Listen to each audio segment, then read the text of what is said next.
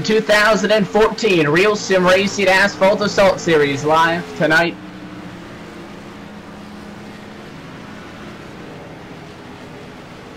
Live tonight from the Charlotte Motor Speedway and LSRTV. Evan Pasoko, Harrison Wideland's going to be joining you again. And Harrison, we rolling tonight. It's going to be race 8 on this 10-race season, so things are starting to close down. And actually, as qualifying comes down to the final seconds, we get set for a race under the lights tonight in Charlotte.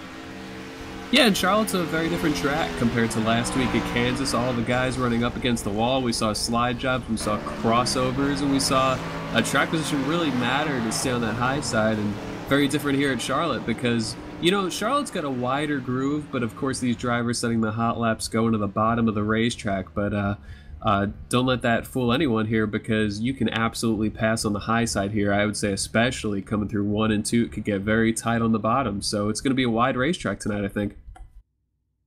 And qualifying is just now coming down to a close. Real quick, I want to run you down through last week's result. That was from the Kansas Speedway for race 7. 120 laps there. It was Adam Benefield. He would take the win after starting on pole position. He led 83 laps. Cody Gibson second. Dan Murray would get third. Scott Simley fourth. And Dwayne Vincent would round out the top 5.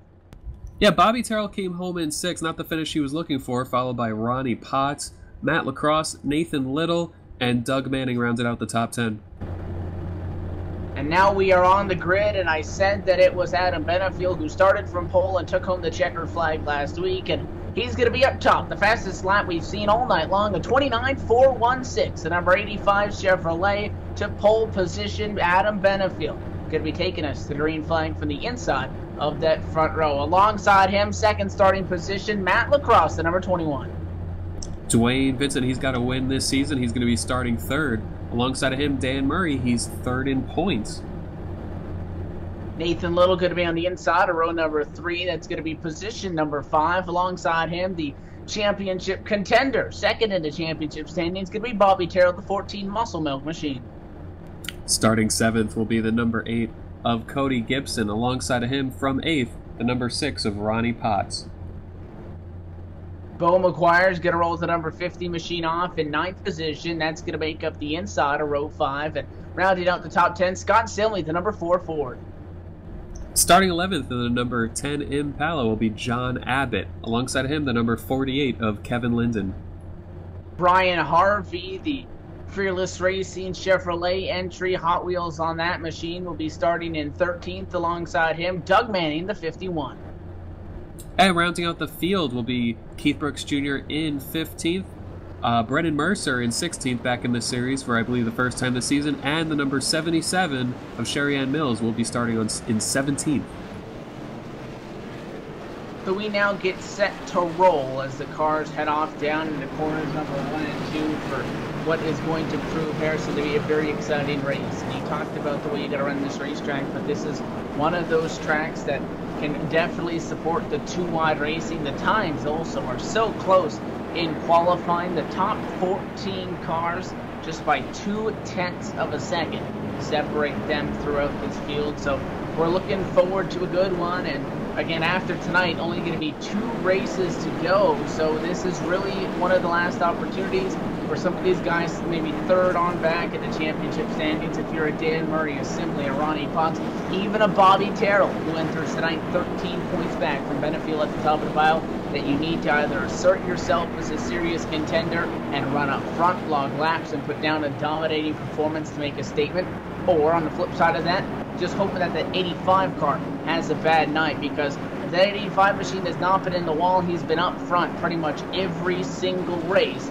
And he'll lead us to yet again another green flag. Going to be pole number 4 on the season for Adam Benefield. That's 50% of the races he's been the fastest. Pace car down pit road. We get set for 130 laps at Charlotte. Green flag flies at InsideSimRacing. 195 is green. Yeah, and Adam Benefield with a good start right out of the gate. And you just mentioned his 4th pole of the season. And if he were to win tonight, that'd be his 4th win of the season. So a little bit of a pattern there. Ducking into 2nd real quickly, though, Dwayne Vincent already coming up at that number 85 car. Meanwhile, it looks like a lot of battling back there for 3rd. The number 5 of Dan Murray is looking to get underneath the 21 of Matt Lacrosse, but just not able to get there. Lacrosse driving it into turn 3 and pulls about half of the car length. And that was about 3 cars that were all bumper to bumper, up on the back bumper of that 21 of Matt Lacrosse. You mentioned Dan Murray was there. He was one knocking on the door, trying to get third, but he was unable to make a move to the inside because at the same time, he had 97 and Nathan Little all over him as well. So they were bumper to bumper down the back straightaway. Now they single file out. Dan Murray is not giving up. He stays a couple feet off that left rear quarter panel. Matt Lacrosse now down into 3 and 4 once again.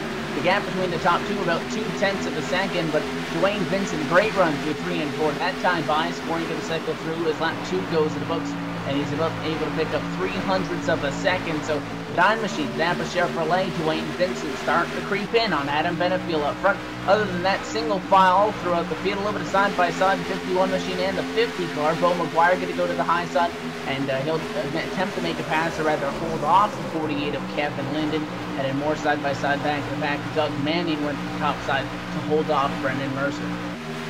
Yeah, right now they're actually side-by-side for 4th. Nathan Little, the number 97 South Point Camaro, has his nose ahead of the number 5 Dan Murray. Both those cars side-by-side. Looks like Nathan Little is going to be able to clear him. I think, as you see under the lights here tonight at Charlotte, that puts a lot of grip into this racetrack. It tightens the cars up a little bit, it picks up the speeds, and it gives that high line a little bit more because cars will have a tendency to get tight on the bottom, but might not make as much of a difference as I expected, as Nathan Little really had no trouble clearing Murray in 1 and 2, but now it's Bobby Terrell in the 14 trying to get into 5th place. And it is that 5 car up on the outside lane. He has Terrell down on the bottom, and that Hemsaw Chevrolet is going to get cleared down off the quarter number 2. So now down the back straightaway, moving to number 5 to P5, as Dan Murray has been able to get around Bobby Terrell. Again, we talked about Terrell, the Muscle Milk Chevrolet, week in and week out. He has solid finishes, but has just been a tick short of the consistency that Adam Benefield has shown so far, which is what attributed to that 13-point deficit that he needs to make up in the next 3 races if he wants to be able to call himself the champion of the Asphalt Assault Series. And it would be much more sweeter if he can get that job done, because again, last season he was one of those cars that was in the mix and was just unable to capitalize, lost it by 1 point. I believe we're going on board the number 50 Machine Bo McGuire. That's going to be for P9. He's behind the 4. That's Scott Simley, his Ford right up in front of him in the number 8 spot. Both those 2 cars chasing down Cody Gibson, but Harrison, the top 3 cars starting to group together. A car length separate them each a piece, and it is Dwayne Vincent on the move. Got a great run at it too. He starts to close in for the top 5. Yeah, not quite there for turn 3, but he is totally there, looking to make his move on that 85 of Benefield. And Matt Lacrosse holding strong in 3rd. He lost a little bit ground early on, was battling some guys, but was able to tuck back in line in 3rd. And I think Matt Lacrosse desperately wants a good run because he's shown speed every single week, just hasn't gotten the finishes that he deserves. And so I think Matt Lacrosse is very hungry, and this should be an interesting race because it definitely has the feeling of a green flag run type of race. Even Kansas was not too bad. Kansas, notably more or less a caution fest of a track. It could be rough on these drivers, but I think we're looking at a lot of green flag racing tonight. And again, with only 17 cars taking green flag, the possibility of this race going green for the majority of the distance is obviously up there. We have a lot of side-by-side back in the pack. The 5 Machine of Dan Murray, again, he's the one that put the move on Bobby Terrell. Terrell now trying to put the move on him. The 14 Machine back to the inside, going to go side-by-side behind them as well. The 4 car trying to move forward, that's Cody Gibson, and the number 4 of Scott Simley. Simley on the bottom trying to make that work, but 2 wide, 2 rows deep advantage for that number 5 spot. Going to go to Bobby Terrell. He working that inside line, trying to get clear. He will on Dan Murray through 1 and 2. The 4 car of Simley going to get clear on the 8 Machine of Cody Gibson as well. And that battle, single files out for the time being, as the top 2 now side by side. Dwayne Vincent low in 3 and 4. Yeah, Dwayne Vincent with a good run. Not going to be able to clear the 85 of Benefield here. You see that high side momentum just carrying that 85 car down the front straightaway. This turn 1's going to be everything. Look at that. Benefield actually backs out early. Might have seen something that Dwayne was doing. Tucked back in line. Doesn't want to be side by side for too long. A little bit surprised there. I really expected the 85 to hold his ground on the outside there, but Dwayne Vincent shoots on past him for the lead. Side by side, down to back, straightaway to number 50 of Bo McGuire, trying to make the move to the inside. He goes on Cody Gibson. Gibson just losing a position about 2 laps ago to number 4 of Scott Simley for 7th. And McGuire is unable to get the job done in 3 and 4, was unable to pick that gas back up, center off, and had to back out of it. The 8 machine riding that high line was able to use that big run coming off the hill at a 4. And Cody Gibson is going to be able to hang on to that spot as he runs right now. Top 4 checking out. They're only separated by 0.3 of a second. How about Nathan Little going to make a pass on Matt Lacrosse? That will give him the number 3 spot. But these top 4, Harrison riding in a packet for the front of the field, have opened up 2+ seconds on Bobby Terrell. Now 5th place driver, him, Murray Simley on back. A drop about 2 seconds off that group. Yeah, it shows how much time you really lose when you're racing side by side, because Nathan Little was showing a lot of speed, but he was a little bit off of those guys in the lead battle. But all they needed was he needed about 1 lap of Dwayne Vincent and Adam Benefield racing side by side, and he jumped right up in there to where the top 4 are nose to tail. And meanwhile, it seems like Dan Murray has been side by side for half of this race so far, like 6 of the 13 laps or so. And Murray right now tucked back in line, running in position number 6. But there was a lot of side-by-side action for 5th, and they really lost those guys, even though the times right now are extremely comparable. In fact, Bobby Terrell in 5th that time, a little bit faster than those leaders, but those leaders are racing as the 85 is back underneath the number 9 of Dwayne Vincent. That's Adam Benefield going for the lead once again.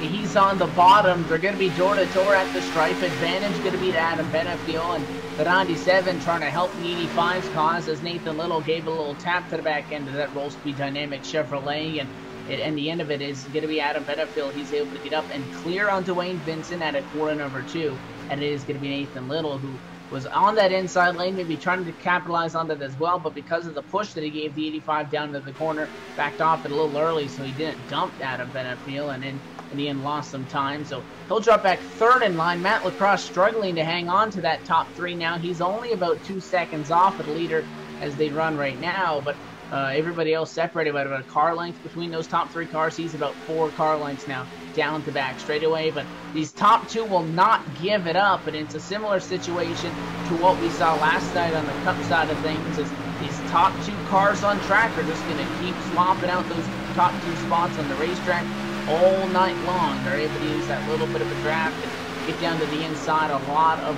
passing can be made on this racetrack, but how about Nathan Little? Again, the top 2, Harrison, they're the ones that have been going at it, but at South Point Chevrolet just kind of hanging tight right now, lap 17.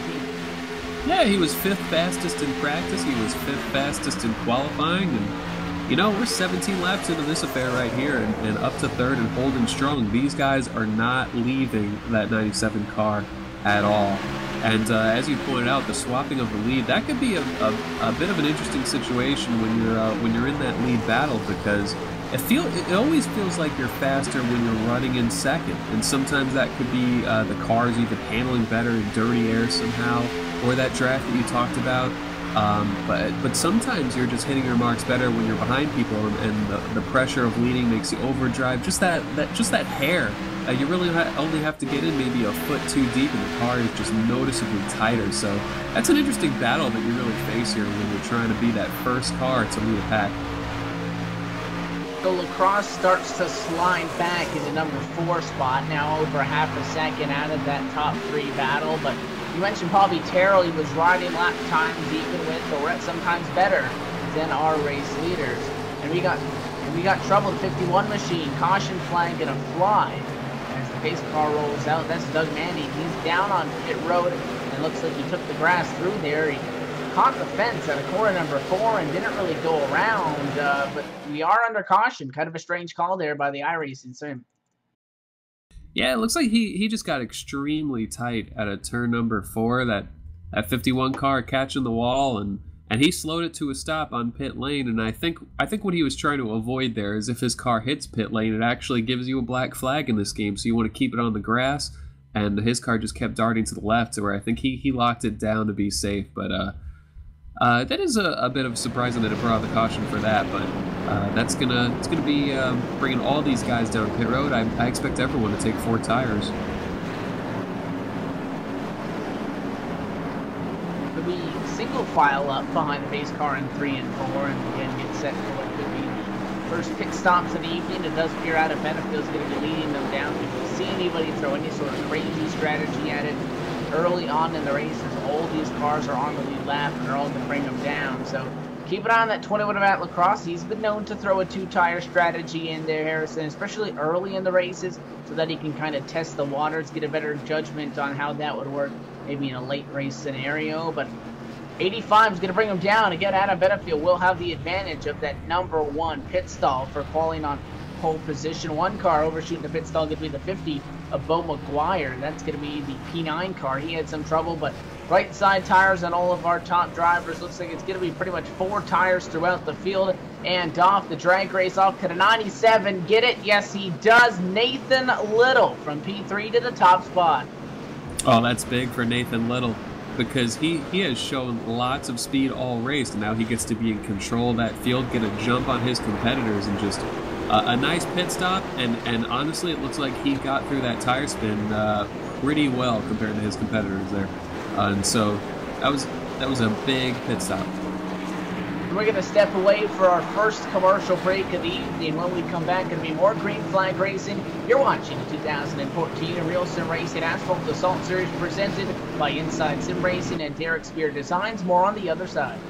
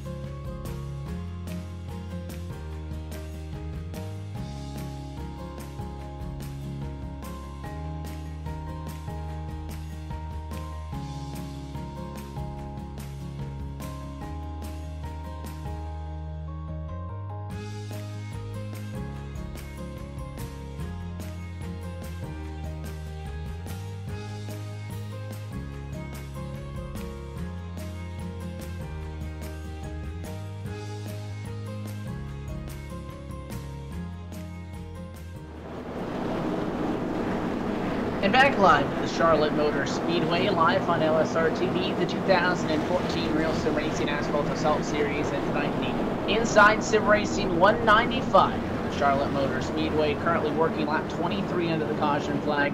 Evan Pasoko, Harrison Violence up at a broadcast booth. And Harrison, it was a good green flag run to start it off. We had some trouble back and back, so this is going to group us back up, and this is the first time that we're going to see that 97 South Point Chevrolet up in the top spot. Nathan Little get the job done, pick up 2 spots under the caution flag stops. Yeah, he's in a great position here, and you know, we saw that 97 car show so much speed that first run of the race, right on those leaders, but never really making any big moves to try to get the lead. I think he was letting the race sort out a little bit, knowing that there was a lot to go. But that 85 car restarting second here, I tell you what, that 21 of Matt Lacrosse is going to try to get to second here in turn 1. And pace car dives down to the safety of pit road. Nathan Little hesitates for just a second, and now the green flag flies back underway. Adam Benefield is going to be able to drop down into that number 2 spot. The 21 Matt Lacrosse was unable to capitalize on that opportunity, and Dwayne Vincent took a look to the outside, and he may drop in line. Bobby Terrell's going to wave him on down, let him know that he's clear, so that Napa machine pulls back in line. But Benefield not wasting any time to deliver a message to Nathan Little that I'm here. He gives him a tap down the back straightaway, and now thinks about a move out of quarter number 4. Tries to pick up the throttle. He's going to have a run. Does he use it this time out of 4, or does he ride that? No, he dives down low to the inside and side by side for the top 2. Yeah, I don't think Benefield could have done really a better job on that restart. Sometimes it's easy to, to get snookered a bit when you're running in second on those restarts, but Benefield did a great job of getting into second quickly, and the 97 of Nathan Little gives way there as he knew there was no need holding up that 85 car, who just drove really deep into the corner, as well as the number 9 of Dwayne Vincent, who's all over that 97, who's going to look to make a move. Trouble, the 48 of Kevin Linton. He's down through the grass. Caution flag will fly as the 48, once again, as we saw earlier, with the 51 of Doug Manning down through the front straightaway grass. And looks like it was a checkup down into quarter number 3. The 48 car had to take evasive action as he was closing in pretty quickly on the 6 machine. 6 machine Ronnie Potts had to check up for, I believe it is going to be the 8 of Cody Gibson, who was all over Dan Murray. And that checkup is going to cause the 48 to make that abrupt movement to the outside and evidently spins it off the corner. Great job by the 50 machine, Bill McGuire, to not get into that 48, back her down, get on the brakes and be able to get around him. So the second time tonight going to be a 1-car spin. And again, it's interesting to see sometimes iRacing can be inconsistent when it's going to throw those automatic caution flags, but so far, Harrison, 2 through the grass and 2 yellows.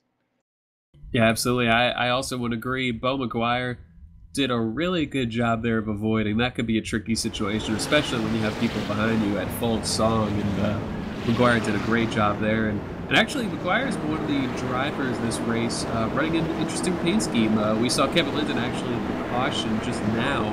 He's running different colors than he usually runs with that, I believe it was a goldish Lowe's Chevrolet.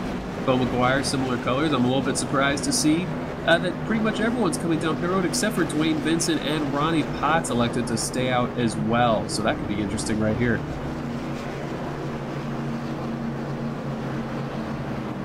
I think it's entirely plausible to see some 2-tire calls here with only a few short laps between the last caution.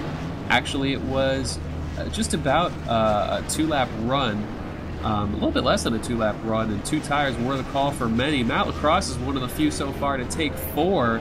It looks like Adam Benefield, Bobby Terrell, Dan Murray, Cody Gibson all took 2 tires. Have to check the number 97 of Nathan Little. Little was actually, I believe, the first driver to take 4.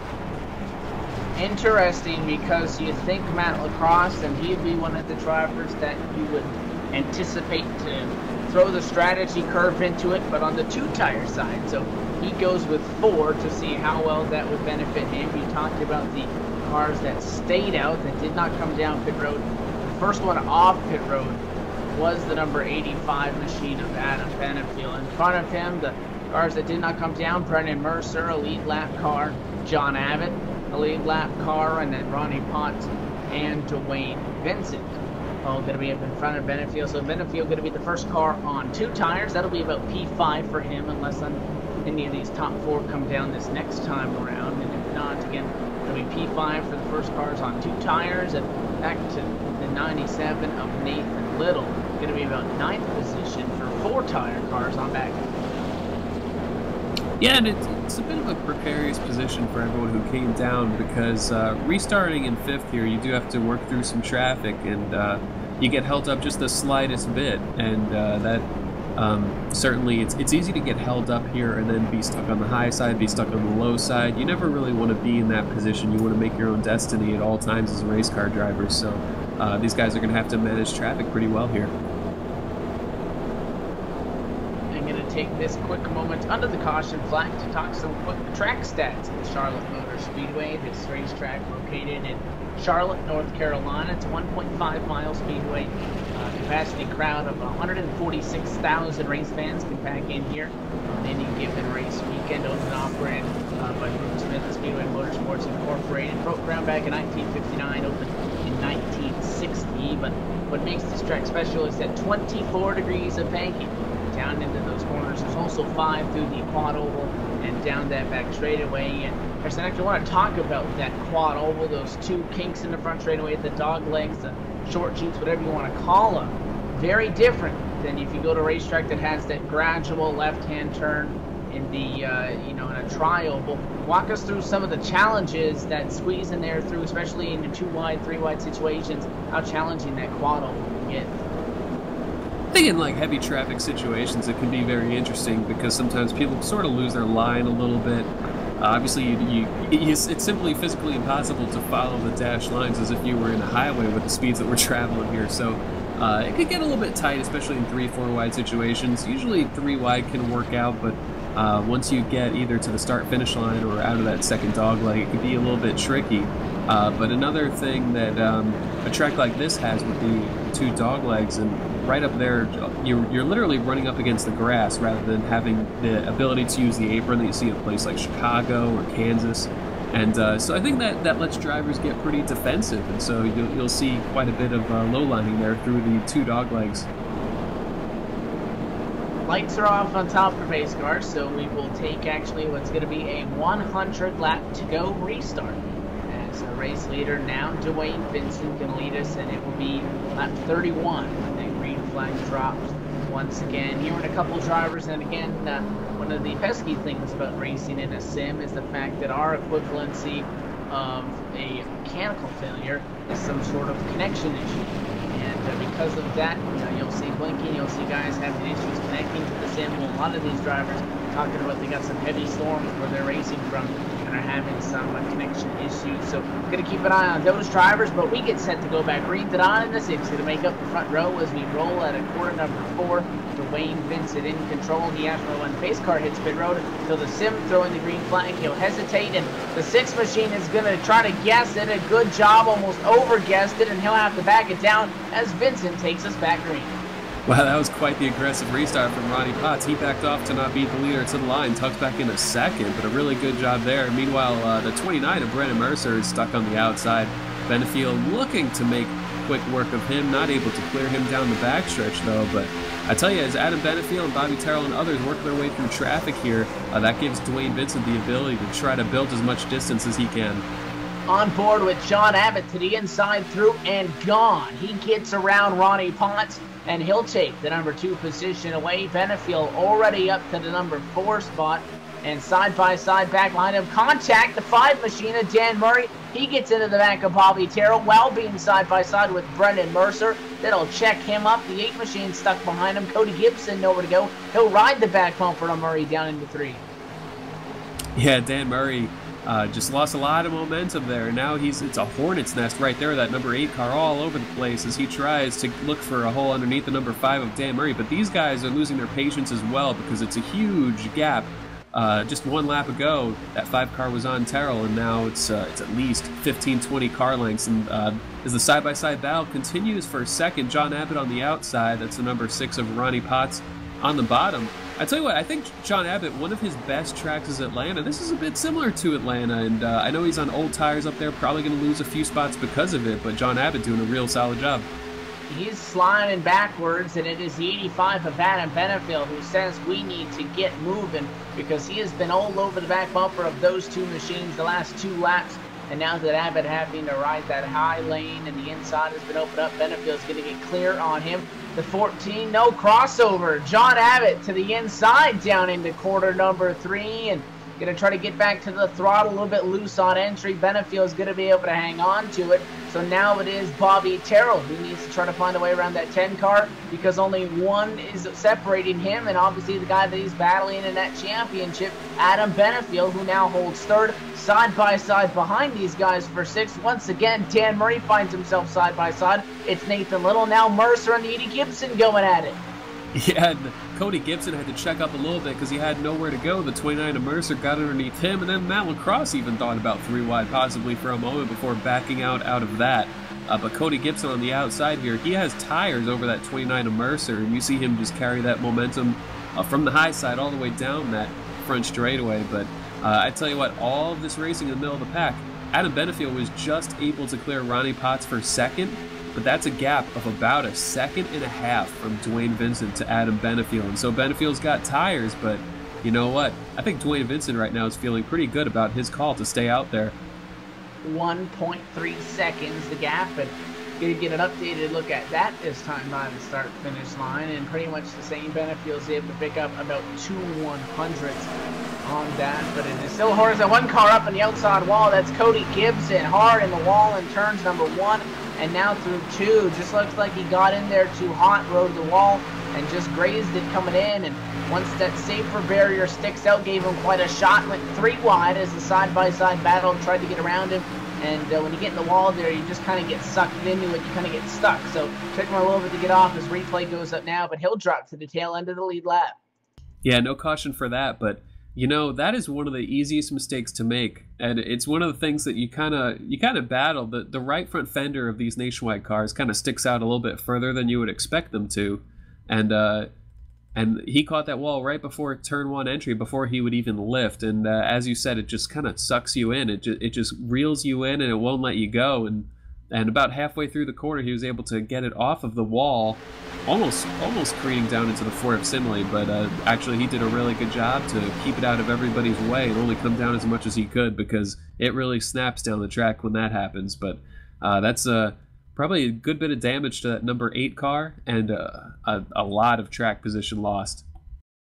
We have our first car good to go behind the wall tonight. Keith Brooks Jr. is done, and when I was talking about the connection issues and some guys having weather, I was alluding to that 81 machine, as Keith Brooks Jr. has now dropped connection from the sim. He appears that his night will be done. He's at 12 laps out of it right now. Again, the only car not on the lead lap, the only car not on the track right now. Looks like he'll get a 17th place finish after he was having some trouble keeping his connection, talking about some storms in his area. Side by side, the 14 of Bobby Terrell can pick up another spot, and he's able to get around that 6, and that 6 is now pitching down to 97. Nathan Little down on that inside lane has a nose up at the door of that number 6 car. That's going to be the battle for 4th now as it continues in 1 and 2.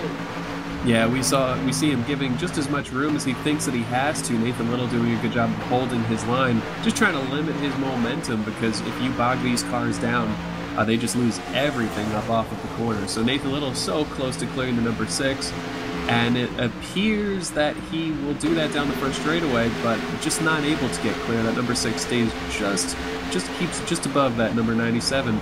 But entering into turn number 1, I think Nathan Little has the advantage.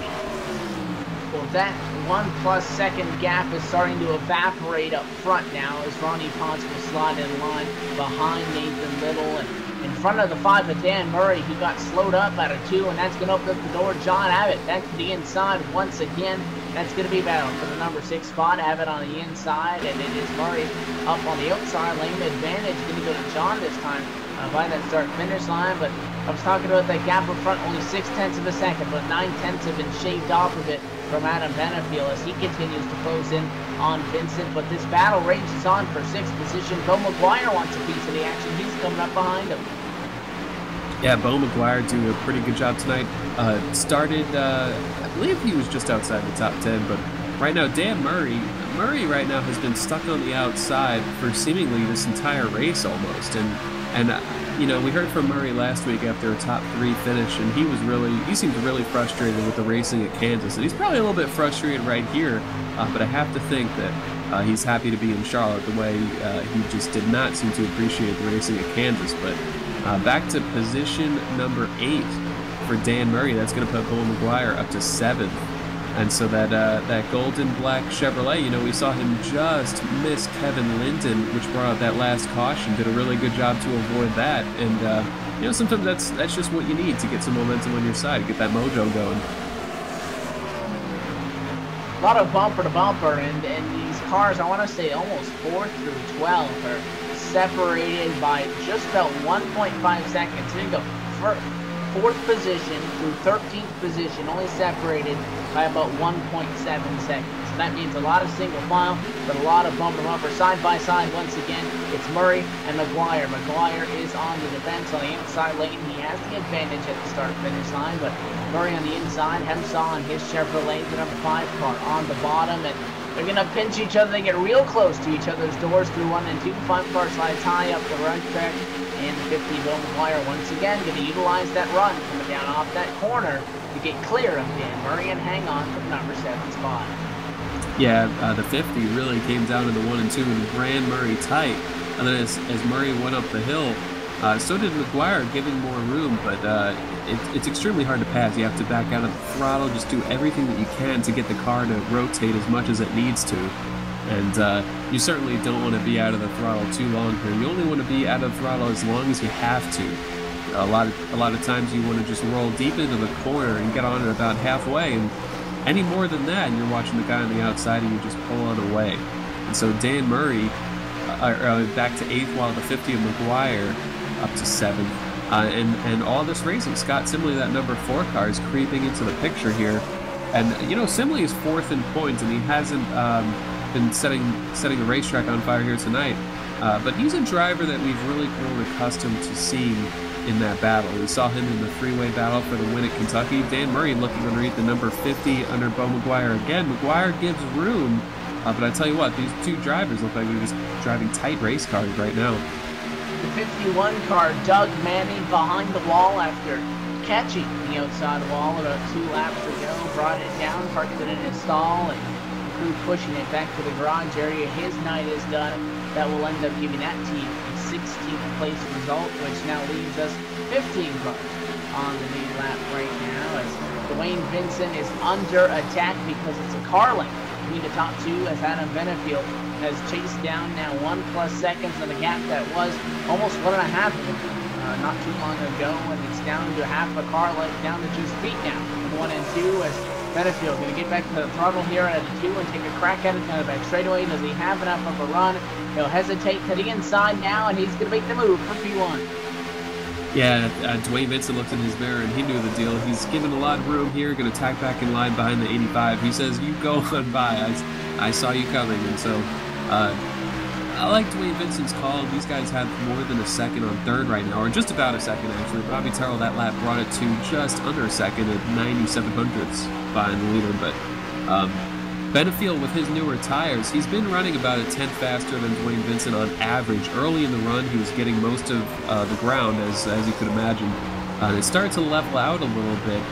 Dwayne Vincent was running about mid-29 70s, and Benefield recently fell into the 70s, and so right now the tire advantage not as much as it was at the start of the run, and possibly no tire advantage at all as far as this stage of the run. But I think the fall off here is a little bit linear, so I think those tires will be an advantage throughout the run as the car falls off a little bit more. But something these drivers have to think about too is green flag pit stops. And Dwayne Vincent's going to have to come in a handful of laps before his competitors, should we get to that point. Another battle taking place for the number 11 spot. It was the 67 Brian Harvey who was trying to make something happen as he went to the inside, or at least got a nose to the inside on Brendan Mercer down into 3. The Gary Mercer Trucking.com Chevrolet of Mercer stayed high down into 3 and was able to get clear of that 67 by the middle of that corner, and he sets sail now and opens up 4 car lengths. But again, still bumper to bumper. 6th position through 10th spot are separated by only half a second, which means that you slip up in one corner and you're going to be going the wrong direction, and someone's trying to make up some positions. As Scott Simley back to the inside once again. He's shown us tonight that he's not afraid to make it too hard, be aggressive, try to get some track position. He's battling that number 6 machine. That was going to be a battle for P7. Simley and Ponce are going to scrape each other's doors off the corner down the back. Yeah, we've seen our share of tight racing coming through these corners. That high side generally always trying to give just as much room as they have to, just trying everything they can to slow the momentum of that car in the bottom. Not going to work for Ronnie Potts there, as Simley able to clear him. Should be pulling a gap here a little bit in turns 1 and 2, but Simley up to 7th. He actually qualified 10th. I would say that's a little bit unusual for him, although Simley is a driver who, doesn't always qualify up front, but he always seems to have that knack to be able to get his car up front in the race. And so Simley trying to rally from 10th spot right now up to 7th. The 77 machine, the Sherry-Ann Mills, is experiencing some degree of difficulty in these last 5 laps. Her car has really fallen off and is running lap times about a second slower than our race leaders. And was hanging out not too far behind Cody Gibson and that's number 15 spot. These last few laps, it's just dropped off from 36 that last time by race leaders at 29.8. So picking it up a little bit, but still 8/10 off. We go side by side with, again, Ronnie Potts in the mix, putting over Matt Lacrosse to the inside. Dan Murray there as well. So I think we're seeing a trend with all these cars that like to go too wide. Murray's been in a handful of them. The 6th machine, Ronnie Potts, will be clear of Matt Lacrosse. Lacrosse going to get a huge run, duck down to the inside, and we will go at it again side by side. That's going to be for 8. The 5 goes to the bottom as contact right in front of him, and they'll remain at it in 3 and 4, and now the 5 to the inside as Matt Lacrosse gets clear. Yeah, Lacrosse cleared him about as quickly as he could, and trying to bring the number 5 of Dan Murray with him, as just Murray not able to clear Ronnie Potts just yet, but working the bottom turns 1 and 2. All that grip right up against the wide line. Ronnie Potts tucks in behind here, so Dan Murray up to 8th, Matt Lacrosse up to 7th, or I'm sorry, that'd be Lacrosse up to 8th and Dan Murray up to 9th. Had those one off, but I just feel like Dan Murray, I've just been seeing him stuck high a lot of this race, just constantly battling. That could be really frustrating as a driver, because you can make up some ground on the cars in front of you, but then you get stuck battling. You have to check up for someone here, or you get a little bit loose, get a little bit tight, and just the tiniest of things results in you just being stuck in a side-by-side battle for much of the race. And so these two drivers right now are about 5 seconds out of the lead. Only about a second behind a 3-way battle. John Abbott has about 6 or 7 car lengths on Simley and Bo McGuire. So,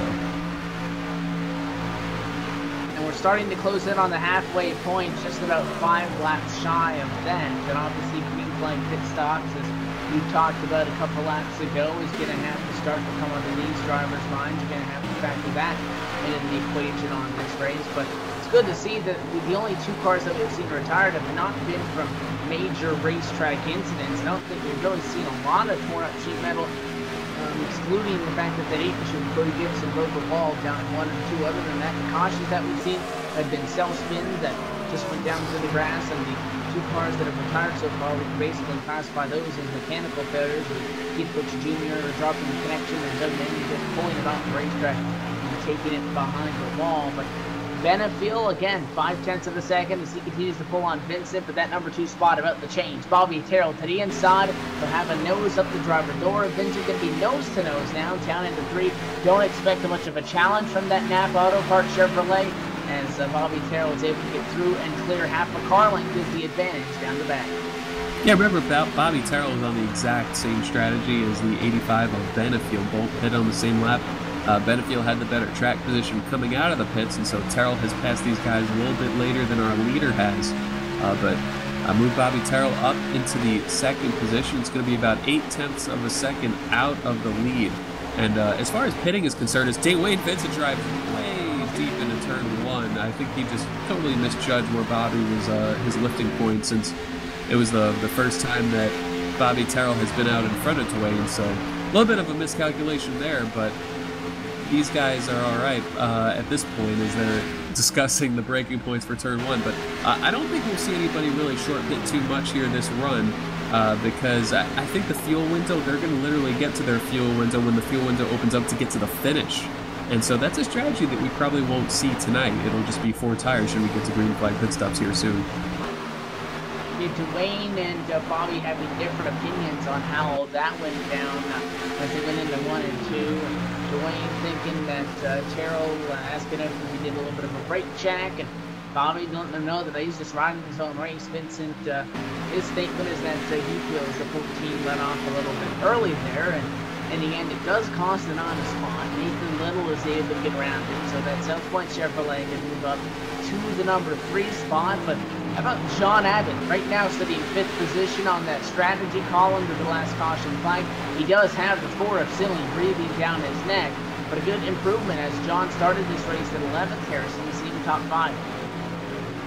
Yeah, and he did that strategy call from just outside the top 10, but it goes to show that he had the car. You know, he hasn't dropped, and his lap times have looked pretty good, and wasn't able to keep with the leader, but he's doing a good job of keeping his track position. Scott Simley trying to, actually, John Abbott, I'm sorry, Scott Simley just got by John Abbott, and so that's going to move John Abbott back to 6th. But looking at these cars on the track, he's still got about a second over the 21 car of Matt Lacrosse, and Matt Lacrosse has been pulling away a little bit on Dan Murray. So the farther we go into this run, the more we're splitting up on the track a little bit. But I like John Abbott's call. He was running 12th, 13th before that pair of yellow flags around lap 25, and done a really good job of running well ahead of that. And tonight's InsideSimRacing 195 is about, I want to say, 97.5 miles through. We are past the halfway point, so we'll give you a full field rundown presented by Derek Spear Design. Right now, Adam Benefield, he has control of the top spot. Bobby Terrell trying to change that. Terrell knocks 200s off of that last time by. The number 14 car sits second on the racetrack. Nathan Little right now riding the number 3 position for the number 97 team after they qualified in 5th. And Nathan not letting Bobby get out of his sight, so a battle for second could be on the horizon here. Dwayne Denson has slid back to 4th position after leading after the last cycle stopped him in the caution flight period. He did not go as far as the top 2 cars on the racetrack. And Scott Simley, number 14, rounds out the top 5 again, just recently making that pass on John Abbott. Yeah, John Abbott back to 6, as you just pointed out. Matt Lacrosse is trying to work his way to John Abbott. I believe he's closing in on that 6th position, currently finds himself in 7th. Meanwhile, Dan Murray basically holding station with Matt Lacrosse, running similar lap times. Ronnie Potts has fallen back to position number 9. I believe he was one of the guys who stayed out along with Dwayne Vincent earlier in the race. And Brennan Mercer, the number 29 car, making his first start of the season, currently shown at 10th. Race leaders going around the lap traffic. The 77 Sherry Ann Mills, she was able to stay high for Benefield, but was not expecting Terrell and the 97 Nathan Little to catch her that fast. And she went down to the inside, and that's going to hold those 2 cars up. She's forced down to the inside again. Terrell going to try to get clear on the outside lane. He will do so. Down to 97, the machine needs to find a way around that Nathan Little as Sherry Ann beats it down to the bottom. So she was trying to let him get by, but they just caught her at an inopportune time, and that held them up for a little bit, which will, if anything, strengthen the lead that Adam Benefield's on. Yeah, that's really frustrating when you're in Bobby Terrell's car with Nathan Little, because he narrowed that lead down to exactly half of a second. And just that last time by, it was back to 8/10.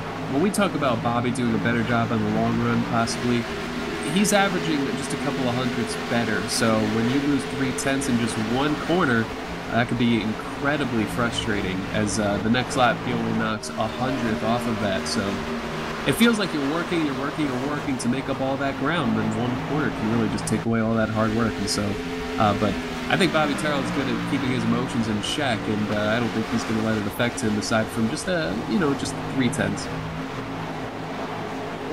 Dan Murray catches the fence at a corner number 4. Again, the Pemzon machine riding right now in 8th position, and was just taking a look at him as he was running around to see the intervals in comparison to our race leaders, if there was any sort of line differentials. And caught that he just grazed the fence up off the floor. Didn't really hit it, shot out some sparks, maybe scrapped some of the paint off that right-hand side, but other than that, nothing too major. Sherry Ann Mills, again, she has gone 1 lap down after leaders went around her, and another car coming down pit road to call it quits here early, Bo McGuire.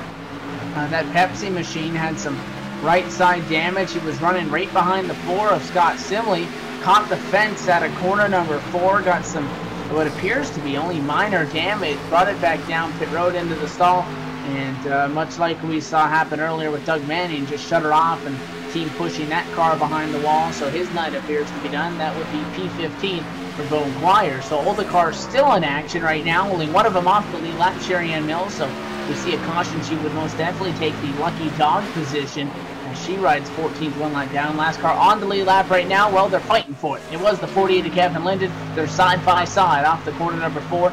And it is the advantage to that black and gold Cobalt machine, the Lowe's car, similar to Jimmy Johnson's from Daytona earlier in the Cup season for the Unlimited, I believe it was, with that yellow Lowe's machine on the inside on his Camaro. And the 67 fights back on the outside lane. Brian Harvey going to get it right back in 1 and 2.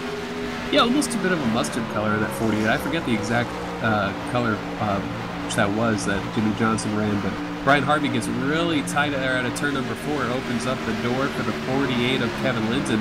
That's going to be all Linden needed to clear him and then some. You saw just that little bit of tightness was about 2 car lengths on the track, and that's all the 48 needed to clear him, and really drives away through the center of 1 and 2. You know, these drivers were battling about 10 or 11 seconds behind the leader, and so I was going to say none of them are really in jeopardy of losing a lap. However, exiting pit road right now, the number 10 of John Abbott, I think just hit the extent of that fuel window, and that's going to bring him to pit road. And you know, that brings up the question of how soon does Dwayne Vincent have to pit? Right now he's 2.5 seconds out of the lead, and he's on the same fuel strategy as the number 10 of John Abbott, if I recall, so he could be down shortly. And he really has started to slide back in these most recent laps. It's now 2.666 seconds. Back for the top spot the last time out of the top 3 fairly close, and going to go at it again for the number 2 spot. Nathan Little, I'm very impressed with how fast his Chevrolet has been tonight. He's able to get back around Bobby Terrell on the inside down into corner number 1, so he'll get the number 2 spot. Bobby's going to get a decent run off of 2, and if you think about crossing him over, can't quite get to the bumper and will have to settle for 3rd in the time being as these 2 cars roll at a corner number 4.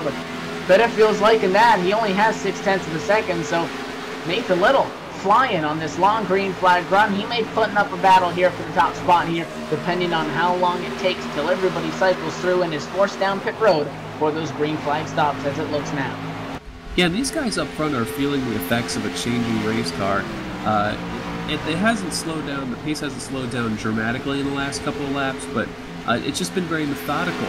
They were running 29.7s, then 8s, then high 9s right now at best. It seems like a really good lap on the racetrack right now is a 29.97, which is about 0.6 slower than they qualified.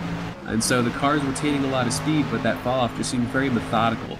And I think how that feels for these drivers, it just keeps losing that right front tire in the racetrack, just keeps getting tighter and tighter and tighter. And you know what?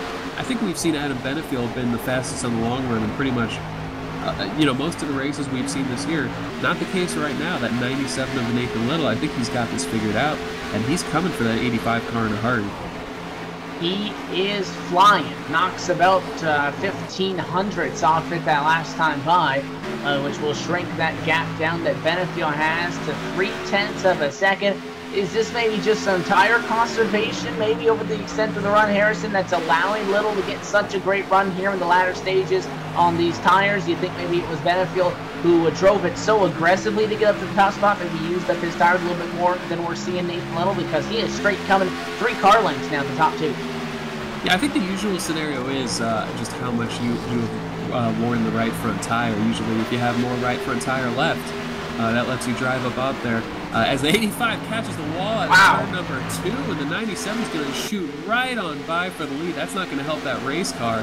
But the other thing that I was going to point out is sometimes a bit of a weird scenario is sometimes you'll have 2 drivers with exact tire wear, and one just is way faster. So it could be a driver thing. Nathan Little might just really like how the car feels right now and is able to do exactly what he wants with it. But we see Benefield struggling, and that wall hit, I don't think that's going to help the race car that much, but if there's one thing to his benefit right now, he's got 2.5 seconds on Dwayne Vincent. However, Bobby Terrell has worked his way to pit road here, so that's notable right here. That short pitting could really pay off for that 14 car. Yeah, Brian Harvey, he's in and gone. Bobby Terrell just now entering pit road along with Dan Murray. Murray overshoots his stall. That will cost him a couple of tenths. The 48 of Kevin Linden also down pit road for service. Looks like all of those cars going to go with 4 tire stops and packing those machines full of Sunoco Racing fuel as Murray now leaves pit road as well.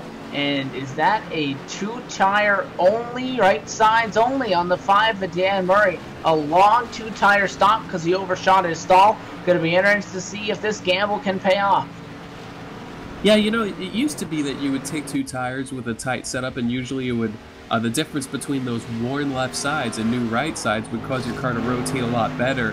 However, I think more recently it seems to just lose lateral grip overall. But where you gain a lot of with those two tire stops is simply just not being on pit road that long. So I think overall the 5 car is going to be a little bit slower than if he had taken 4 tires. But what he's going for there is just not to lose as many seconds as he would, or try to make up seconds on some of his competitors. So haven't seen anyone try this really all race as far as a full fuel run and take 2. So it'll be interesting to see how his lap times stack up against 4 tires. So Benefield's been down pit road and back out. Cody Gibson just now leaving pit road to 97, and Nathan Little just now leaving pit road. Scott Simley currently on pit road in his stall, which turns all lines to Matt Lacrosse as he's going to woe it up this time. But a quarter number 4, the Quick Car Chevrolet down pit road and got in there real hot. Nearly took out the 4 green cone there on entry. Looks like he was able to get down the speed in time. And this, I do believe, will fully cycle out our green flag stop. So let's see if Matt Lacrosse and where he cycles out when he gets back out on track. Again, 2 tires was the call for Dan Murray. So keep an eye on where he is in all of this mix as everybody's still cycling in and out of pit road. 21 car is down there. The right side's up and back down. Crew going over to the left side. Going to be 4 tires and fuel, and Matt Lacrosse is off. Yeah, and 4 tires for Matt Lacrosse as he was the last to come down pit road. We're going to see where they sort out. Right now it looks like Nathan Little is going to be in the lead over Terrell. And that's about a 2.5-tenth distance between the 2 cars. But we saw Terrell, I think, his driving style for a lot of that run, he was backing up the corners a little bit more, maybe a little bit of a wider arc. But I tell you what, Nathan Little was really fast on that last long run, and we see him taking a huge arc in the turn 3 there that last time through.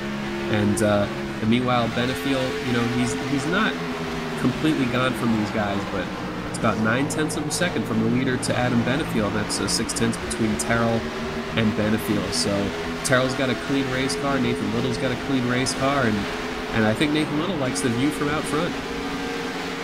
That South Point machine is definitely enjoying that clean air and the open racetrack in front of him. The question is, how strong is he? Uneven tires with Bobby Terrell and company. It was the long run that got him up there. He sits P1 right now as we step away for another commercial break. Real Sim Racing Asphalt Assault Series action from Charlotte Motor Speedway continues on the other side. The 97 is your leader.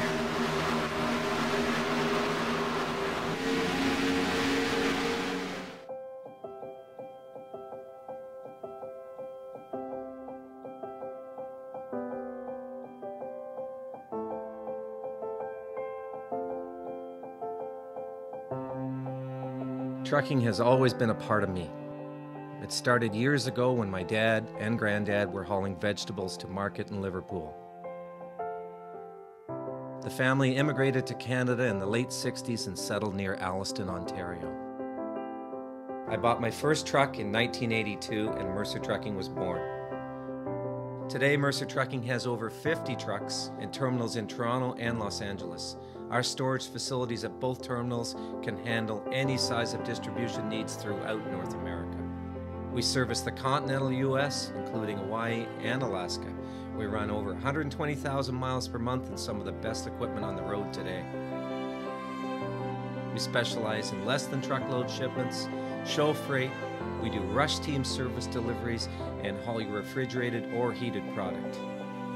Our regular team service from Canada to California is second to none, and our staff and drivers are among the best in the business. I'm proud of our people and what they can achieve. Trucking is in my blood, it's my livelihood, and it's what I do best.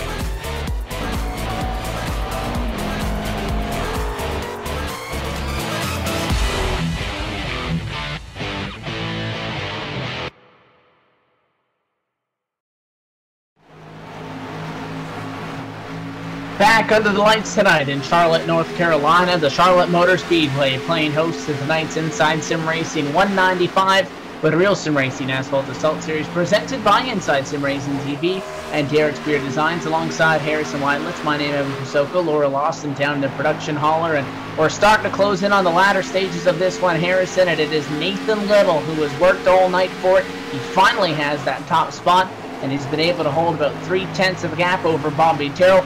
Don't count out Adam Benefield. He's 6/10 back now. It was about a second when we went to the break. So the 85 machine, liking those fresh tires, Roll Speed Dynamic Chevrolet, starting to come up through the field, but that 97 liking that clean air. Yeah, and something that I see the 97 doing extremely well is the way he arcs into these corners. He's doing about the same thing on both ends of the racetrack. However, just the angle that you enter turn 3 here compared to turn 1, that 97 car takes such a nice arc, and he gets it to the bottom every single lap. You just try to get it to the bottom at about halfway through the corner. And Adam Benefield running good lap times despite some of that damage. In fact, he just knocked off half of a tenth of Nathan Little's lead. Of course, Benefield, though, he's going to have to get by the 14 of Terrell, who I don't think is going to give it up that easily, because we're at 34 laps to go, about 33 and a half at this point. And so these drivers are going to race it out from this point. There's no holding back. They know that this run is what's going to bring them to the checkered flag, and so it's not going to be easy for the 85 to get to the lead there, but it's possible. He's closing in on Bobby Terrell, and there's only one way that Bobby can put that Muscle Milk Chevrolet in the championship podium when it comes down to the final race here in about 2 weeks at Homestead Miami Speedway, and that is he cannot allow Adam Benefield to continue to finish in front of him. Now, one spot behind him is not going to get that championship for the 14 team, but it's a start tonight, so Bobby needs to hold on to everything he can get, because entering tonight 13 points back, Benefield has led laps and is probably in contention for leading the most laps. I would say that 97 could steal that if he continues to run very strong here in the latter stages of this one. But Bobby is definitely not going to allow Benefield to go by without a fight. However, that 14 machine has been very courteous, that's the word I'm looking for, to Adam Benefield, because we saw earlier in the race, Harrison, when they were scrapping kind of right off of a restart, Bobby took the hand out the window, let him go on by. So good to be interested to see what happens, but as they start to close in, again, it's still 3/10 between Bobby and Nathan Little at the top spot. It is Adam Benefield who's trying to get the job done, and this next time by the stripe will cut us down. Going to be 30 laps remaining in this one. And it seems like between our top 3, these guys are unintentionally taking turns at who's the fastest car on the track. For a little while there, the 85 looked to be the best. However, the number 14, Terrell, just laid down a really good lap that was about 600ths faster than Benefield, and he just continues to pull away from the 85 car. What looked to be a battle brewing for second. Suddenly the 14 kind of closing in on that number 97 of Little. Little actually just catches the apron and gets pretty tight. Exit of turn 2, no harm, no foul. Didn't even come close to hitting the wall. Don't think that he had to lift at all. But right now, the top 2 really actually just starting to pull away from Benefield. And if that damage is affecting him at all, I think it really comes into effect as the tires wear and lose their speed. It just seems that whenever you're hurt a little bit, it just compounds that on older tires. And again, all the cars that are still on track, saluting one, are on the lead lap. We mentioned that before. Last car on the lead lap right now is Brian Harvey. The number 67 Chevrolet is riding in 13th position, not too far off the battle for 11th, which includes Kevin Linden and Ronnie Potts. The only car still in action off the lead lap is Sherry Ann Mills. She lost another one in that cyclist stop, so her number 77 GoDaddy Ford is now 14th position, but now 2 laps out of it, so would still be in the lucky dog spot if a caution were to fly here late to be able to get her laps back and possibly get back into the battle here for some lead lap positions, depending on how this one shakes out. But it's one of those races that it has the feel, and you can definitely see this one going green the distance. But Harrison, we have seen time and time again, just in general and in this series included, these races that they look like they're going to be green all the way to the end, and you'll see a surprise caution pop up late in the race, and it changes the whole atmosphere of this one rolling forward. And that's how you'll see guys throw some sort of strategy call into it and steal these wins away from the dominant cars. Oh yeah, and if you're the leader, it just puts you in such a precarious position because everyone behind you wants to do the opposite to get in front of you. So whatever strategy you pick might not be the strategy to take. And so that's one of those things that's always on your mind when you're out front of these races. Nathan Little, you know, he's not comfortable right now, but you know, he's doing a really good job to where really the only thing that would really hurt him right now is a major mistake or any kind of mistake where he would lose, you know, half a second. If he keeps doing what he's doing, he's looking really strong, and he showed how strong he was in that long run, the last run, actually doing a little bit, putting together faster lap times than both Terrell and Benefield. And so, if there's anything that Nathan Little wants right now, it's for this race to stay green, and he's just counting the laps. He wants to see 5 to go because, as we all know, that would ensure that a caution would end the race and not result in a restart. One of those pesky things, not having those green-white checkers, and I'll tell you, I was starting to get nervous with the 97 and Nathan Little because about 5 laps once they got back out there, it looked like Terrell was starting to close. Obviously, Benefield was starting to close. He was able to pick up 3/10 on Terrell and Nathan Little, and now, like we saw the 97 start to pick it up on the very extreme end of a green flag run not too long ago, starting to get laps on the tires. He's starting to inch away slowly by slowly. He's picked up another 10th on Bobby Terrell, and a 10th is really not a lot of time on the racetrack as long as you're not making mistakes and those are your most consistent laps. It's a lot of distance. It's at least a car length per 10th, if not more. So it's 4/10 between the top 2, but it is out in Benefield, as you talked about. Maybe the damage slowing him down as he starts to lose the tires, maybe affecting straightaway speed just a little bit. He got up to 187 down to the corner. I saw race leader getting up to about 189, so not sure if that's what could be causing that, but Benefield is definitely now 1 second plus out of that battle for what's going to be the top 2 spots. Terrell was able to shave off a couple hundredths the last time by, so for sure do not count him out at this point, but right now looking like it would be a 2-car race unless these top 2 tangle and open up the door for Benefield. Yeah, and straightaway speed can be such an interesting thing because sometimes it's indicative of some aero damage slowing you down, and sometimes, you know, you're just a little bit slower in the corners and it ends up being a little slower in the straightaway. But Terrell, you know, doing a really good job of closing in this stage of the run right here. That last lap, it was a 900th difference. And so Nathan Little, he knows how hard it can be to pass at this track, and you know, not sure if maybe he's watching that rear view mirror a little more, affecting his pace just a bit, or we're just falling off just a little bit more in this run where hitting Bobby Terrell's stride. It seems to be like with just a lateral fall off like that, it really works like that, where certain drivers are best at certain parts of a run, and it sort of acts like a seesaw. And so maybe the 97 not so good in this portion of the run, but you know, 10-15 laps from now he'll be flying. And I was looking at the stats as Nathan Little and see that he sits here entering tonight's race, and 14th in the championship standings, has started 6 out of the 7 races so far this year, but it was interesting to see that he only has 3 top 10s, no top 5s, and then obviously that would correlate to no trips to victory lane. So not only has he run strong tonight, he has an average start of inside the top 10, but the real concern with Little has been translating these good runs and making it a, you know, if it's a 130 lap race, racing that his entire 130 laps, translating it into a whole race, putting it all together, and this could be the breakthrough that he was looking for. Can't get too comfortable with the thirsty Bobby Terrell. Bobby wants a couple extra bonus points from going to victory lane, getting some more laps led. Obviously everything counts with how close him and Benefield have been battling the championship all season long, and again, only 2 races going to be left outside of tonight's race, so Nathan Little by any means cannot start to kind of get into you know, some sort of a comfort zone. He picks up a 10th that last time by, but Terrell's not going to give this one out. His nickname is Here Comes Bobby because he likes to close late in the race, so don't take your eyes off that 14. Yeah, I think that's 2 different types of hunger up front, but hey, it's all hunger nonetheless. You know, Bobby knows how valuable those points will be in that tight championship battle. Meanwhile, Nathan Little, he's not running for the championship. As you said, 14th in the points, I believe, and I believe he didn't even make 2 races this year. So I think he has 5 starts on the year, and as you pointed out, no top 5s. And we've seen him have speed, but it just seems like something always happens. Usually it's fairly early on in the race, and early on it was a struggle, and then he started bringing together better finishes, and it's just been a big move forward for that 97 car. It seems like he's getting better each and every week.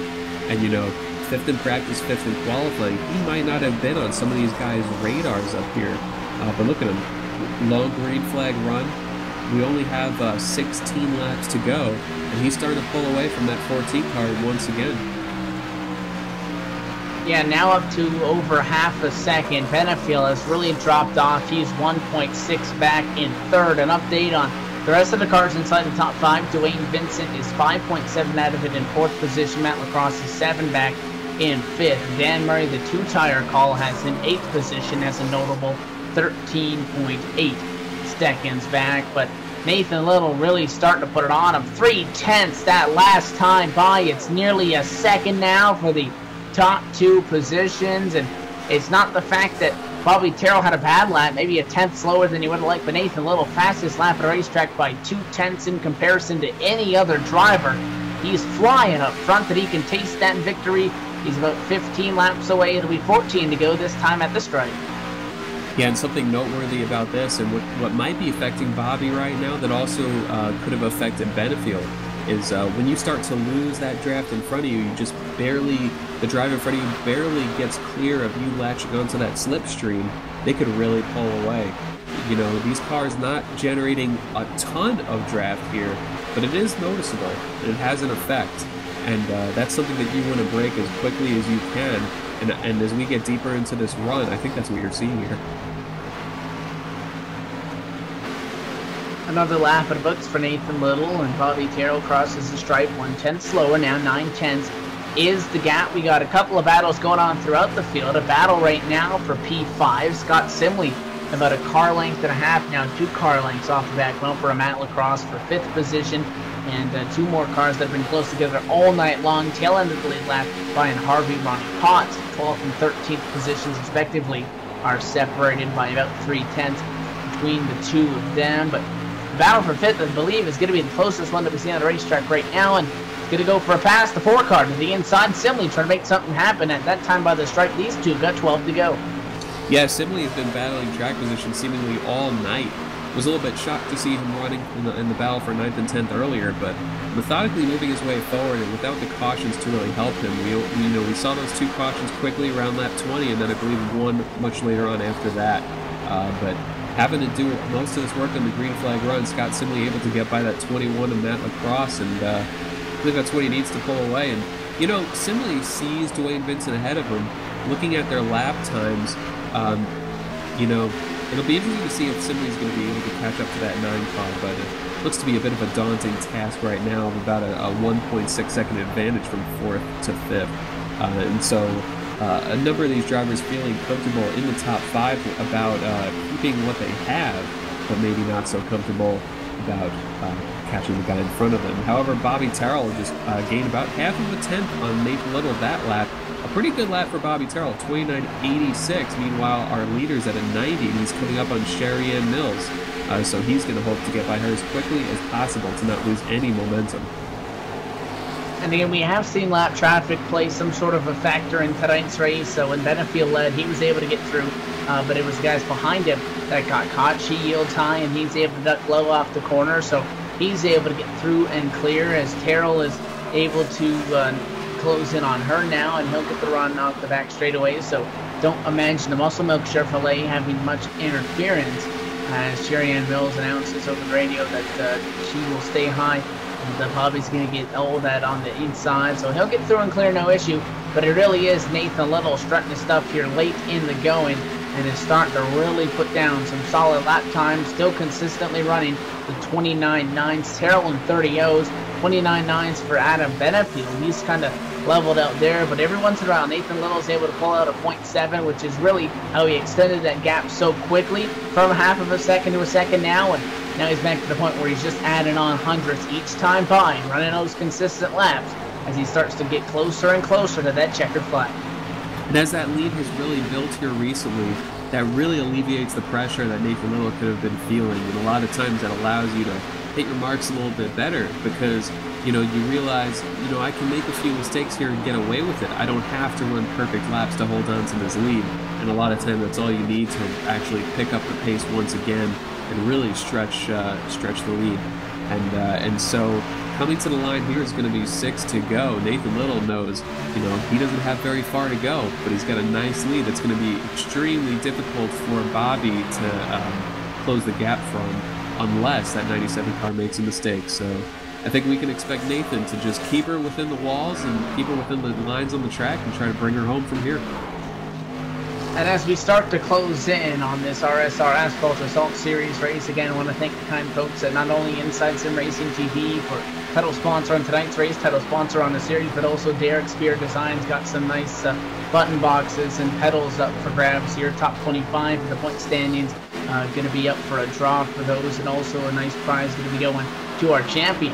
At the end of it, that points championship going away with some nice hardware. So I always have to thank the folks at ISRTV and Derek Spear Designs for doing what they do to give these drivers that incentive to come out here and try to walk away with something nice at the end of the season. And although the championship is pretty much at a grasp, but from Nathan Little right now, again, 14th in the championship standings, pretty much got to start all these races if you want a shot at it. He's definitely going to be able to, looks like, at least translate this into a trip to victory lane. 4 to go, and as we talked about earlier, Harrison, if a caution would fly at this point, this race would end under yellow flag conditions. So as long as it's not Nathan Little with issues, he's racing that one out to the next flag. Yeah, and he's given up a little bit of distance on Bobby Terrell as Terrell closing the gap a little bit, but that 97 car, Little's got a lot of room to work with here, and so he just needs a couple of smooth laps. They don't need to be perfect, and he knows that, and that's why it looks so good for the 97 car right now. All he needs to do is not make a huge mistake, and as they cross the line here, 3 laps to go, Terrell continues to close in a little bit, but not enough to get there at this rate. Is right now the difference between the top two about 0.06 of a second, and Benefield nowhere in sight. Looks like he's going to finish about 3 seconds outside of the lead. Probably that damage. We saw how fast he was earlier in the race, that he fell off a little bit very late in a run, which is where Nathan Little took the lead as the 85 hit the wall off of turn number 2. But clearly his car's not the same as it was earlier, so I'd imagine that damage, which he was able to fix some of it during a pit stop, certainly affected his race car. And that button box is going to be given away at the end of the season. Going to be the 2014 Derek Spear Designs Race King button box. That's valued at about $150. Comes with 7 on-off toggles, 2-way monetary toggles, 10 push buttons, 1 light FDS button, and 5 2-way rotary encoders.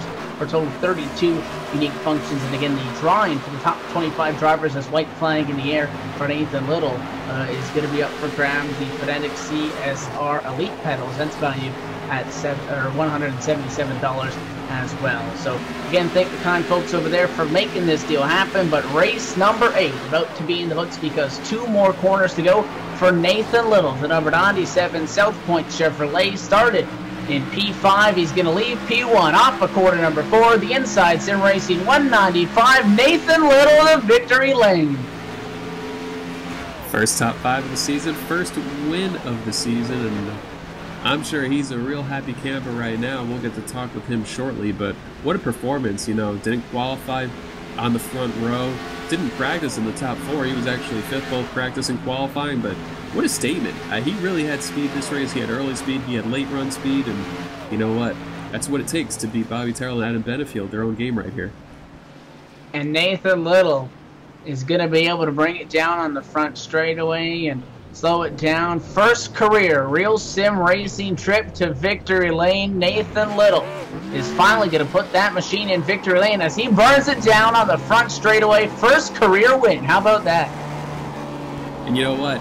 You could just listen to these drivers congratulating him, saying what a heck of a job that he did, and it's clearly an extremely popular win for his competitors, which says a lot.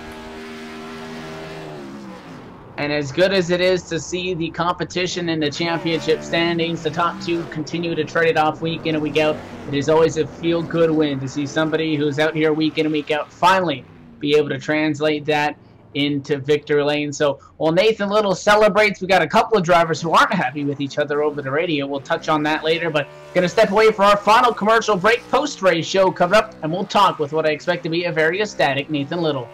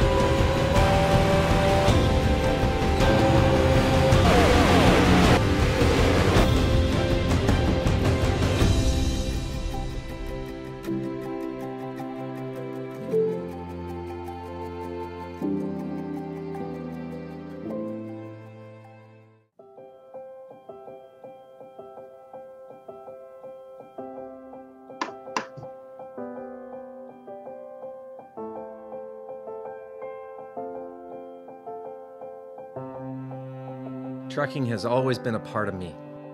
It started years ago when my dad and granddad were hauling vegetables to market in Liverpool. The family immigrated to Canada in the late 60s and settled near Alliston, Ontario. I bought my first truck in 1982 and Mercer Trucking was born. Today, Mercer Trucking has over 50 trucks in terminals in Toronto and Los Angeles. Our storage facilities at both terminals can handle any size of distribution needs throughout North America. We service the continental U.S., including Hawaii and Alaska. We run over 120,000 miles per month and some of the best equipment on the road today. We specialize in less than truckload shipments, show freight, we do rush team service deliveries, and haul your refrigerated or heated product. Our regular team service from Canada to California is second to none, and our staff and drivers are among the best in the business. I'm proud of our people and what they can achieve. Trucking is in my blood, it's my livelihood, and it's what I do best.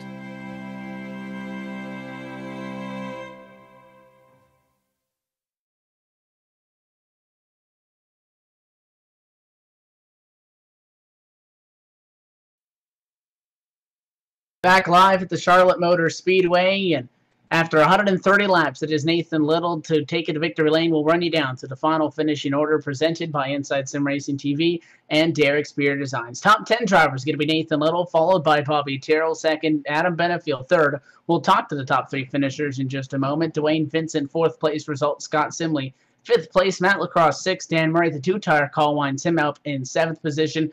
Brendan Mercer, 8th position. Sean Abbott, 9th. Cody Gibson going to round out the top 10. Kevin Linton brought home his 48 in 11th after a spin earlier in the race. Brian Harvey, a hard-fought 12th. Ronnie Potts looks good for a lot of this event. Only ended up 13th, though. A bit of a surprise for that number 6 driver. Sherry Ann Mills came home in 14th, last car running. And then in 15th, Bo McGuire, followed by 16th, the number 51 of Doug Manning. And Keith Brooks Jr. was last place finisher here tonight. And now we'll send it down. Harrison, you've caught up with our 3rd place finisher and championship points leader entering tonight. Going to be the leader exiting tonight, but 3rd place for Adam Benefield. Yeah, probably not the run that he was looking for, but Adam, we saw you catch the wall out of turn number 2, and I have to imagine that probably had an effect on the handling of your race car. Yeah, it made it a little tight on the long run. Caught the wall and went down pit road, and I was able to get right back up to Bobby's bumper once we all 3 got sorted. And then it's like a light switch. The car just went to pushing real bad. So I just sat back and started rooting for my boy Nathan, hoping he could hold Bobby off. And yeah, man, Nathan Little, that's been a long time coming. I mean, one heck of a drive tonight. He had a hot rod. Yeah, it certainly seems to be a surprise that it was his first RSR win, and clearly a very popular one at that. And, earlier in the race, we saw different tire strategies. A couple people stayed out. You had to work your way through some traffic, kind of methodically. How difficult did you find passing? How was it working through the traffic here tonight in Charlotte? 4 tire. What me and Dwayne were talking under one caution, and man, it was weird. Is like if you were out front, you would shove the nose a little bit, but if you was behind the car, like it drove like a dream. And so that I felt a little snug on no matter what it was, and so I went down and I got 2 tires and trying to free it up a little bit, and it freed it up, but man, it hurt on the long run. I don't know what the deal was with that. It was just killer tight on the long run. Yeah, and overall in the points picture, only lost a little bit with Bobby not able to get the win, so he finishes right ahead of you. And next week, heading into Phoenix, a track that's quite different than anywhere that we've seen this season. I guess most closely to Richmond, but still quite a bit different than Richmond. But how do you like Phoenix? How are you looking forward to next week? Yeah, it's about like Richmond. I think we had a killer performance at Richmond, so knock on wood, hopefully we can go in there and do good, and at least anything, get in there, lead some laps, and do like we did tonight. Led the most laps by 1 lap over Nathan, so that might help me a little bit. But Phoenix, new configuration, and haven't really turned many laps in a nationwide car there. So be doing some testing and getting it ready to go. Yeah, I do believe that is going to be the first time we've seen the Asphalt Assault Series run the new configuration Phoenix, because was the original last year, if I recall. So a nice third place finish tonight. Who would you like to thank? What shout outs would you like to make? Real Speed Dynamics, my wife, and Still Horse Racing, It's our third place finisher, Adam Benefield. I believe Evan has caught up with our second place finisher. We're down on pit road, and we've caught up with Bobby Terrell. Bobby, you're going to walk away with a second-place result. You started P6. You know you have to start finishing in front of Adam if you want to keep those championship hopes alive, and you're able to pick up one spot on him tonight. A second-place result. Walk us through the night. Well, like you said, I started 6 and just really was taking my time. Really trying wasn't to overdrive the car. I had to a few times when I was racing Dan, and then I knew I had a pretty good long run car, but that one run there when, me and Nathan was coming through, I figured Nathan would be the guy to beat because he was, like I said, he just seemed to have the place figured out. So, but I was trying to win. I mean, I was digging, especially I was trying to save some stuff, and then like with 20 to go, I was digging, and I didn't have nothing for him. It's going to be 14 points added tonight, Bobby, the gap between you and Adam Benefield. You got 2 races to go coming up left in this 2014 campaign. It's going to be Phoenix and Homestead. We'll start with next week. The Derek Spear Designs 189. Going to be the new configuration at Phoenix, 125 laps. How confident are you rolling into there, knowing what job you got to get done? No confidence at all there. I've turned a few laps when they released it, and I didn't like it. So I'm not sure where I'll run at all. I like the old configuration much better. They definitely are two different beasts. And before we let you go, before you get to the shout-outs, I actually want to touch on an incident. You and Dwayne Vincent got together, exchanging some words throughout the night. What went down on your side of things? Dwayne thought I brake checked him. I went and looked at the replay, and my speed never changed from the laps before. I was letting off rolling through the corner, and he hit me, and he thought I brake checked him, and I wasn't on the brake at all. So I may have let off a little sooner, but I don't think I did. Just trying to get down to the bottom. But he was upset, and if anybody should be upset, it should be me from Kansas, because, I was definitely faster with him, and he wouldn't let me around. So, but, I didn't brake check him, but he thought I did. But that's Dwayne.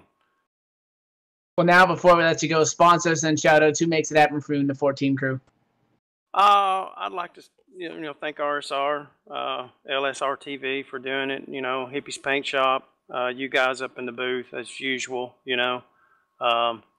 Couldn't do it without you guys. Like I said, and it was a fun race. And congrats to Nathan. He deserved it. He won it fair and square. He just outdrove us tonight. Well, congrats on a solid finish there, Bobby, and good luck to you with the Muscle Milk team rolling forward in the battle for this championship. Thank you, guys. I appreciate it. Well, that is second place finisher, but down with the man of the hour, Nathan Little in victory lane with Harrison Weidlitz. Yeah, and needless to say, this is a very popular first win. This is a first RSR win for Nathan Little, and all the drivers congratulating him. And not just a first win. There was no backing into this one. This was an impressive performance from start to finish. Practiced 5th, qualified 5th, and just driving right up to the front. And Nathan, first and foremost, just how does it feel to get that first win? Long overdue. I am freaking ecstatic. To beat 2 of the best, I couldn't ask for anything else. Yeah, and I think what really stood out there was long run speed. You really seemed to have the track figured out. And where do you think you were getting a lot of that speed? What do you think you were doing really well that had you flying by those guys? Well, I won over at ITSR last Thursday, I think, and I beat Bobby, and I didn't think I'd be able to do it again, but I was just getting through 1 and 2 so good. I was just really smooth and really getting on the throttle hard and being able to hold it down. So I think that's where I was really getting everyone really bad. It seems like you've had speed all season, but the finishes were a little bit hard to come by. But it really seems like it's been just this methodical move forward, where each week does it just seem like you're getting better every single week? I've finally started, I guess, focusing a little more. My internet's been a little bad, and I finally got that straightened out, I think. I hope, knock on wood. But I just think it's all about focus and just learning the line and just being consistent. Absolutely, and next week the series heads to a very different track. But looking at Phoenix, the first time the Asphalt Assault Series is going to run on that reconfigured, that repaved version. How do you like that racetrack? To be honest, I haven't even run on the new Phoenix reconfiguration, so I don't know. But I really like the old at Phoenix, and I don't know if it's anything like it. But I don't know. I should be quick again if I get to run, but hopefully I'll be quick. I don't know. Yeah, we'll definitely see you next week. And but I tell you what, not just a first win, but incredibly impressive. So congrats on that. And who makes it happen for you? Who would you like to thank? Well, I'd like to thank my dad. Used to watch me race and used to ask me about my racing and stuff. I lost him last May, and I'm just really dedicated this win to him. With 20 to go, I just said I'm gonna do it for you, and I just hit every line. So to him and my buddies that watch, Derek Hyatt, my mom, she watches every now and then and asks me about it, and it's just I'm glad to finally deliver for him. You know, as you can tell, not just a popular win, but clearly an emotional win, and so it's certainly great to see you pull into victory lane here. And Evan, in what was a race that was really decided on the racetrack, a lot of green flag racing, and they really settled it amongst themselves. The two guys in the points have been the story all year, but they weren't the story tonight.